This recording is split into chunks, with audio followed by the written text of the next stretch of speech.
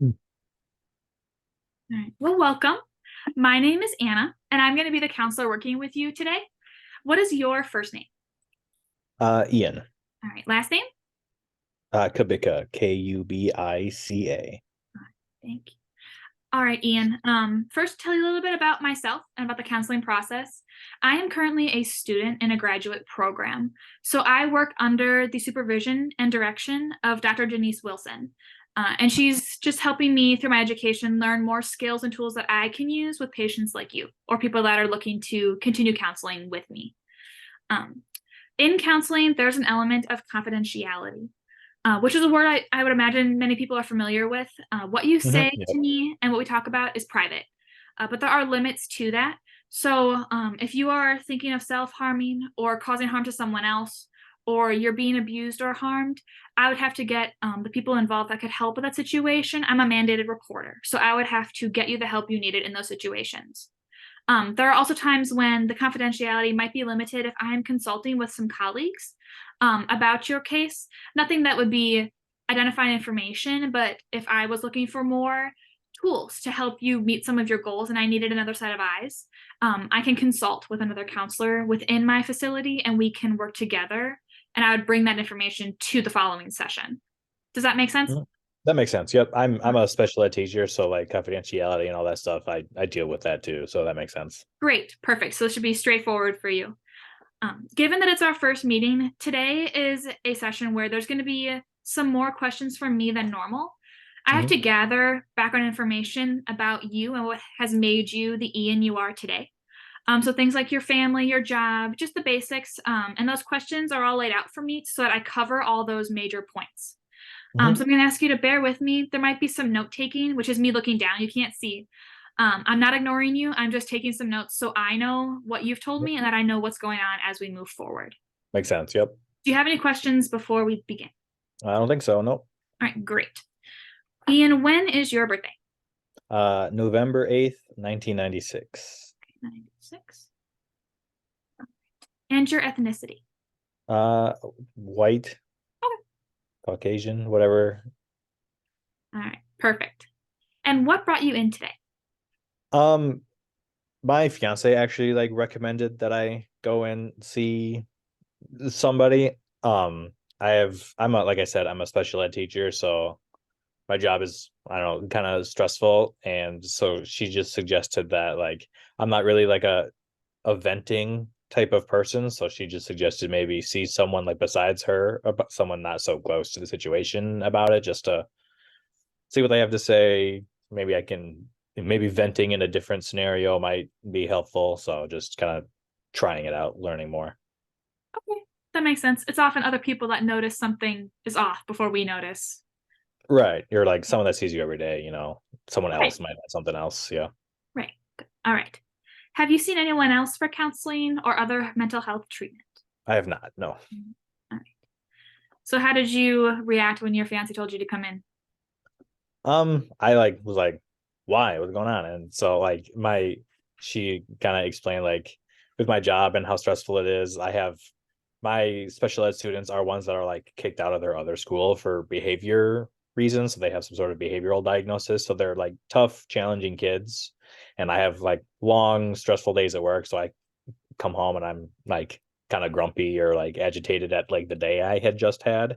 Mhm. And sometimes I notice more than others. I'm like inadvertently taking it out on her, or I'm like grumpy in her general direction, and like I don't want to. You want to make someone you care about like worried or you know mad at you for any reason. So she's like, maybe we can do something else about it, because she was like, she didn't say that she was sick of me being grumpy, but like I feel bad a little bit. So I want anything that I can do, I guess, to maybe help. And I've never done this before, so I was just giving it a shot. Okay. You care for her, so you want to make a change so she's more comfortable with what's going on. Yeah. Yeah. Okay. I never want to like make anyone worry on purpose or anything. So All right. That makes sense. Have you ever gotten diagnosed or been on any psychotropic medications? I have not. Nope. All right. Do you use alcohol or drugs? I'm just like socially or like at a wedding or something, I'll have a cocktail, and I don't smoke at all. So Okay. Have you ever had an experience where the use of one of those things caused you harm or was too much for a situation? Nope. All right, good deal. Tell me where you're from. I'm from Appleton, Wisconsin originally, and then now I live in the Milwaukee area. I moved down here a couple of years ago for a different job, not the one I'm not my teaching job currently. And then was there for a year, and now I'm at the school where I'm at now. Okay. Who lives in Appleton? My parents do, and then I've two siblings as well. One lives with her boyfriend in like the same area, and then one is my youngest sister is still in college, so she goes back and forth from St. Norbert University and like my parents for the summer and stuff. So All right. Tell me about mom and dad. Are they together, um they separated? yep, they are together. It's just the three of us kids. I'm the oldest, and the two sisters. Um yeah, I like I don't it seems to me like I had a fairly normal good childhood, you know. All right. They always like I played football a lot, so they were always like at football games and stuff, and so Good. Everyone's involved in that type of activity. yes, yes. Tell me about your sisters. um being like the oldest and the only boy, I like didn't like I when I hear like stories of other families where like siblings like play together, that's like a weird thing for me. We never really like Mhm. played together. I always would like be like I did football basically the whole time I was a kid, so I was like doing that, and then I like to like play video games and stuff like in my free time, and I did back then too. So like they didn't really like play games with me. um they were all just like, I don't know what girls that like 10-year-old girls do for fun. Like I have no idea what that is, You've never and been a 10-year-old girl. yeah, exactly. So like yeah, like growing up, I like they were siblings, but we weren't like friends. Okay. uh, and then I always like my youngest sister, like now that we're all older, like I talk to my younger sister more just because she's like more normal. I don't know Okay. how else to like say that. The middle sister, the one right under me, I've always like, I don't know, she's like a drama queen is really all I can like. I don't know what else, like what other word to like put with that. Okay. So yeah. Does her being a drama queen have any type of impact on you as an adult? um I don't like really interact with her very much now. It always just like what like growing up when she was like, I don't, like I said, I don't know what other word to say besides drama queen, because that's just like what comes to mind. But it was always like I felt bad because she would like cause my parents grief, and then I would be mad at her about it. But I'm like, I'm not her parent, so I never felt like I could like say anything about it. That always just bothered me. And like even as an adult now, we're only like 2 years apart. Even as an adult now, she's like still kind of does it. So that always kind of irks me that she like, my parents, in my opinion, were good parents, and then she would like say other things that would like she would like, I don't know, she would get mad at some random thing and then like tell my mom that she's a horrible mom, and I'm like, that would piss me off. So I kind of don't like her for doing that and continuing to do that in varying degrees. So like I don't really interact with her very much. Okay. On a scale of 1 to 10, with 10 being like super good, you talk every day, and 1 being you don't ever want to speak to her, where would you rate your communication with her today? um Probably like a 2 or a 3. Okay. Like I don't want to like, I don't like actively like ignore her at like Christmas and Thanksgiving and stuff. I'm, Mhm. you know, respectable and, kind for like my parents' sake, basically, and not like starting fights with her or anything. But we have like a family group chat that we like share pictures or like discuss like holiday plans and stuff and that whatever. And since she lives kind of nearby my parents, she'll like randomly ask for like, hey, can mom or dad pick me up to take me to the doctor or something, and like ask for favors like that, which is fine. But also Mhm. on like in the same breath, sometimes like we'll say things like, oh, no one ever helps me, or like, why are you guys all making fun of me, or like, so it seems like, I don't know if she has any mental health things going on. I don't know if she's ever gone and talked to anybody about that, but it's just like more of the same childish stuff that I'm used to. Like, can you help me with this? Why is no one helping me? Like in the same breath. And that's just annoying. So I'd rather just not deal with it, kind of thing. Okay. You're too annoyed to deal with her? Yeah, we're like she's not like deliberately asking me for things, or like I'm just like witnessing it happen and I'm annoyed, so I don't feel like I can say anything Okay. because like she's mad at someone else and then I'm getting mad at her for being mad at someone else, which like feels weird, but it's just like annoying. Like you, yeah. Okay. If I don't know if that makes a lot of sense, but I'm following. I got it. Just writing it down so I can remember later on. All right. You mentioned being engaged. Congratulations. thank you. Have you ever been married before? I have not. You ever been engaged before? I have not. Do you have any children from previous relationships? I do not. Okay. Engaged and no children. Sounds good. All right. Tell me about your hobbies. What do you like to do? My fiance and I like take walks, like go outside and like watch movies and things, and then with my friends, I like play video games, board games, things like that. So What makes your fiance different that she's not playing the video games? I just like grew up doing that. It's been a hobby of mine since like the age of 3. So, you know, and she didn't do that. So it's just like I've done it a long, long, long time and she hasn't. So yeah, it's my friends and I have like are similar in that way where like we've just been doing it for so long. And I've like played some video games with my fiance. Like we play like Mario Bros and stuff together. But she doesn't have like a computer or like a gaming system of her own that we can like play together also. So she like whenever she comes to my place, we'll play, but that's just she has different hobbies. So Does that have any type of impact on your relationship with her? I don't think so. We still like I think it's normal in a relationship to have like the things that you yourself do, the things that they themselves do, and then the things that you do together. Like I Mhm. think it's normal to have like those separate lists of activities. Sure. So Okay. It I works for think you we to do a not good, have to be yeah, codependent.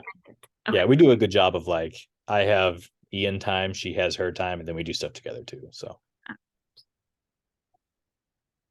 Tell me about your education history. yeah, I went to Ripon College and studied Okay. I'm a psychology major, education minor. Um, yeah, and the goal was to be a teacher. I had to like take a roundabout way to get there, Mhm. but because right out like as I was graduating, I'm not sure if this is still true, but in Wisconsin you have to have a certain grade point average to like qualify to student teach. Okay. And while I was in undergrad, I didn't make that GPA requirement, so I couldn't Mm. student teach right away. And I tried to take an extra semester to like fix that, and my grades still weren't like good enough to bump it up. Mhm. So I did some other jobs right after college that wasn't what I like in my subject area. But then found my teaching job now where since it's a private school, they can have you like in a certification program at the same time as you're working as a teacher, as Mhm. long as you finish that program. So that's what I'm doing now.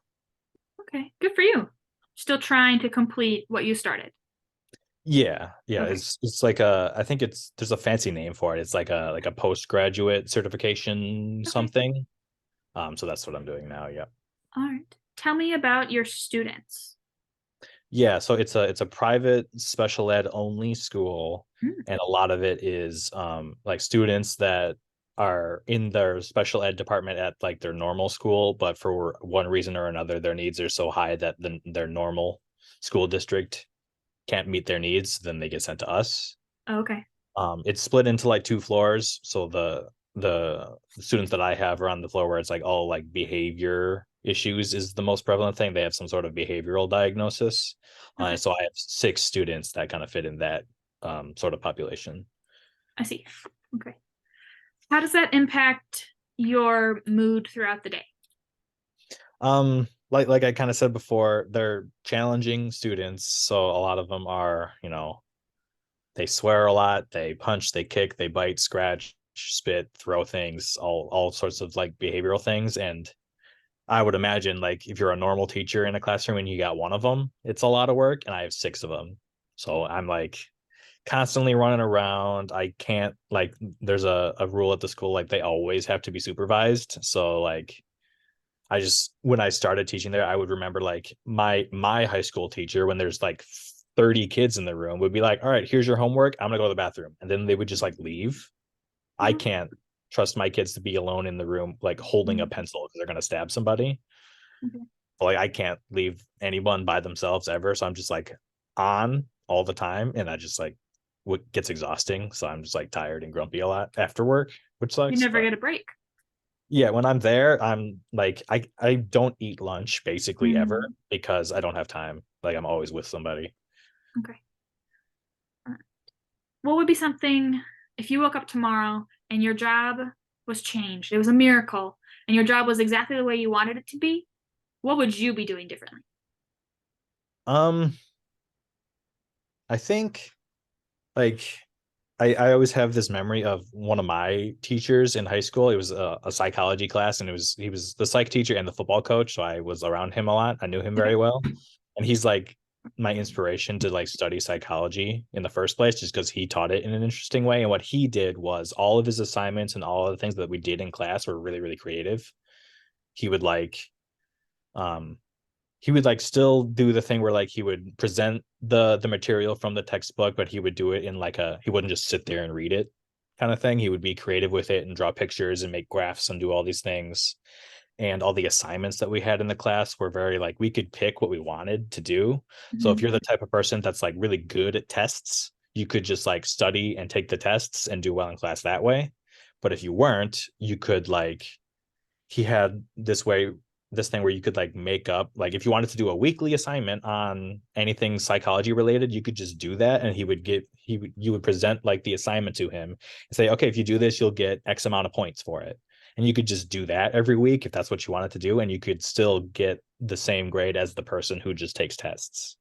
So it Okay. was creative and you could do what you wanted, and he was a creative guy, and that's what I like to do if at all possible. But when kids are swearing and throwing desks at each other, it's hard for me to like be the fun teacher all the time like I want to Mhm. be.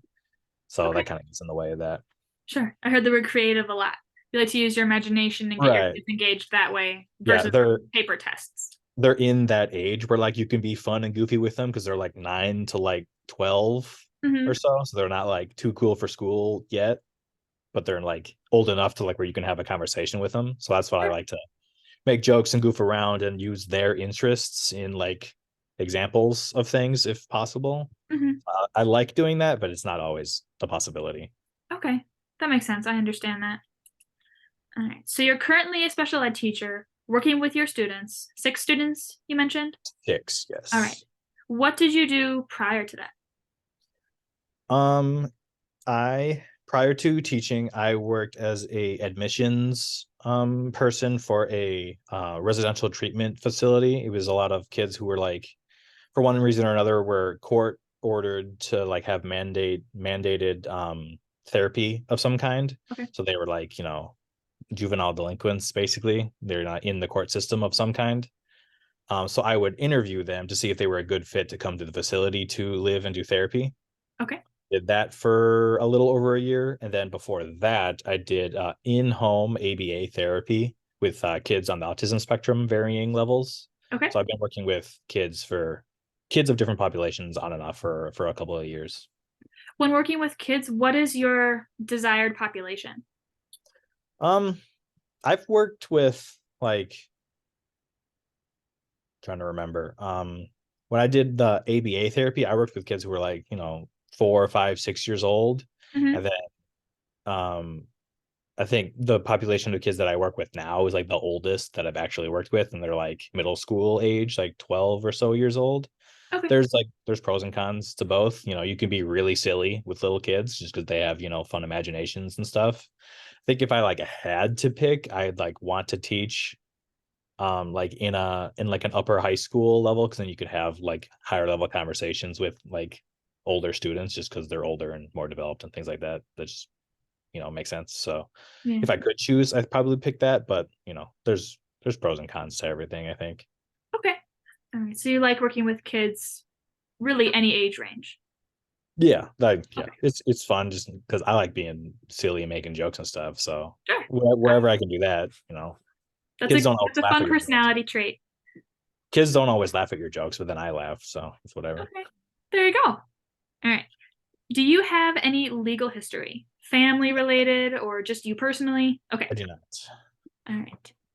Do you have any history of some type of abuse or some major traumatic experience in your Hmm. life? Okay. Nope, And are you on any medication? I am not. No. All right. Have you ever been hospitalized for something related to your mental health? Mental health, no. Okay. All right. For other reasons? It's just like I've had football injuries in the past, so Okay. A head injury or something different? no diagnosed concussions. I Okay. did play football for a while, so I wouldn't be surprised if I randomly had one in there. I had two shoulder surgeries, Okay. but nothing brain related. Perfect. All right. So I enjoyed getting to know you. I heard a lot of things that you really enjoy about your life, and then some things that you noticed you could or would like to improve a little bit. The first thing you mentioned was your fiance and how sometimes you're grumpy in her general direction. So, based on that element of your life, part of my job is to help you make some goals that we would work on together if you chose to book another session with me. So, a goal around that with your grumpiness, what's something that you notice you would like to change about that situation? Yeah, I think I like I mentioned it before. I'm not like a venter. Okay. I'd rather like if I have a bad day at work, in my brain, telling someone else about it doesn't really help because at the end of the day, the thing that's making me grumpy is still over here at work and telling my fiance about it. Like she can't fix the part of my job that's crappy. Right. So I feel like venting or telling someone else about it doesn't help. Okay. I don't do it a lot, but All I right. guess if I could probably talk to her and just like, hey, I need to talk at you for 5 minutes, like no responses, just so I can like get it out. Okay. I like would feel bad because she's like a very like she is very helpful and wants to like help and solve problems. So telling her to not do that, like I would feel bad about. Okay. I would maybe just have to talk to her about it. I'm not sure. Would you imagine being more comfortable in a situation where you could find something else to direct the grumpiness at or to interrupt it in some way with a different coping skill? If yeah, I would be Okay. open. I've like I said, I've never done this before, so I kind of don't know what I don't know as far as like my own like mental and like what to fix. Sure. I'd be willing to probably try anything, Okay. but like that's just the thought process that I've always had is that like I'm grumpy because of this thing. This other person can't fix this thing, so telling Mhm. them doesn't do anything. Okay. But Yeah. if I'm wrong, then you can tell me I'm wrong. Like I'm ready for whatever. All right. I'm not here to correct you at all. Or yeah, But you know what I I mean. hear what Yeah. you're saying that you don't want to have to put it on her, that you want to deal with it within yourself. And I am able to coach you through different tools you can use in those situations. So that can be one thing we can work on together should you choose to come back and see me. Sure. The second thing you mentioned was actually a goal you kind of created for yourself. You talked about work and you talked about your students and wanting to have fun and be creative. So you kind of set the goal on your own of finding new ways to put that creativity back into your classroom, even with your challenging students. So Hmm. you talked about just finding those ways throughout the day to be fun and be able to joke around with them. Has there ever been a time when you were able to be creative with them and it was successful?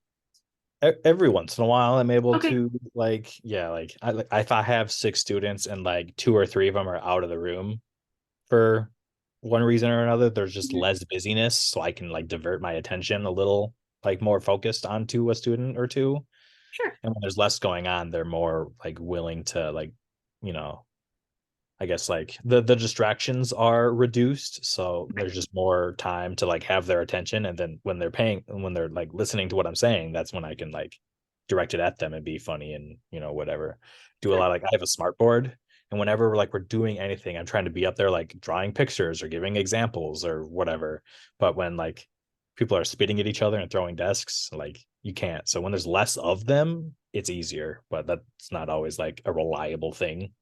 That makes sense. Technology. All right. So then goal number two, just to kind of give it some structure, could be related to having discussions with me and testing different ways of how to put the creativity idea you discussed with me into practice at work Yeah. and just finding the way to do that. The third thing you mentioned was your sister, the drama queen sister, and that your Right. communication isn't great with her. So if you were open to it, we could work on different skills to maybe repair some of those communication skills and your relationship with her as another way to enhance your support system so that you don't have to vent at only your fiance. If that's what it came down to, you could add in sisters or other friends or other family. And practicing with one person at a time can make it more doable versus a Mhm. whole group of people. Does Right. that make Yeah, sense? it does. Yep. Would you have any interest in repairing that relationship with her? Um, I mean, like I said, I've always like at like family gatherings and stuff, I don't want to like stir the pot or start drama myself. So if Okay. that like if being more open about that kind of thing or like stuff that's happened in the past like makes it better for everyone, like as far as part of like the family unit or whatever, like I obviously want it to be as because the really thing that I worry about is just like my parents like being stressed about like us fighting, which we've never Mhm. like directly done, but if they know we're getting along, that makes them feel good too. So like if repairing that one relationship makes it better for everybody, then yes, I would want to do that. So So if I structured it in a way that it said the goal was better communication strategies with your sister, do you think that would accurately describe what you want to work towards?